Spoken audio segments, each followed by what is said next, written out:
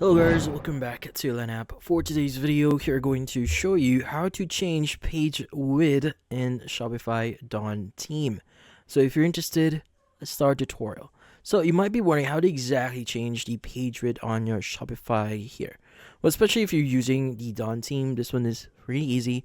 So first things first, you want to go to shopify.com, log in into your account, and in here, what we need to do is you want to go to themes. Now the themes, you want to go and click on customize. Now, at the left side here, you want to look for a gear icon, which in this case, this is actually your team settings. Go ahead and click on it. And under team settings, you want to look for something very specific, which in this case is going to be layout. Now, once you expand this one, you should see page width here. Now, in this case, you could go ahead and adjust this so it allows you to change the page width for your website. As you can see, you can reduce this if you want to. You can increase that if you want to. But as you can see right now, this is the page width of our Shopify website. So it looks like the max that we could get here is around 1,000 pixels.